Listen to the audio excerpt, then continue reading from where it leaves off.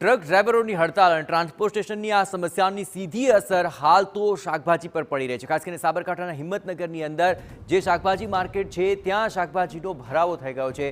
Transport હડતાલની અસરથી શાકભાજીના ભાવમાં પણ ઘટાડો નોંધાયો। જો કે ઠેર ઠેર શાકભાજીમાં હાલ તો ઢગલા જોવા મળ્યા। 60% જેટલા શાકભાજીના ભાવ ગગડી ચૂક્યા છે અને હડતાલને પગલે કોઈ શાકભાજીનો નિકાસ નથી થઈ રહી। ભાવ ગગડતા ખેડૂતોએ કરેલો ખર્ચ હવે તેમને માથે પડી રહ્યો છે। વધુ વિગતે વાત કરવા જોડાઈ રહ્યા છે ટીવી9 સંવાદદાતા અવનીશ ગોસ્વામી।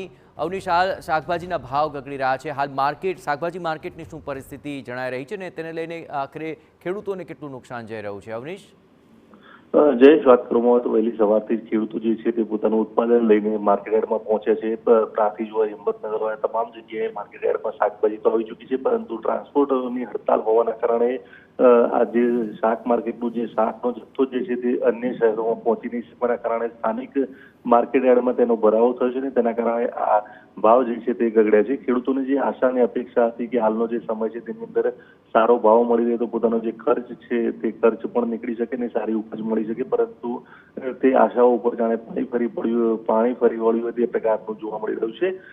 હજુ પણ આશા છે કે જો જલ્દીથી આ ટ્રાન્સપોર્ટરની હડતાલ જો નિપટાઈ જાય તો શક્ય છે કે ફરીથી ખેડૂતોની જે આશા છે તે પ્રકારના ભાવો મળી રહે ને તે પ્રકારે માર્કેટ પણ ધમધમતું બની શકે।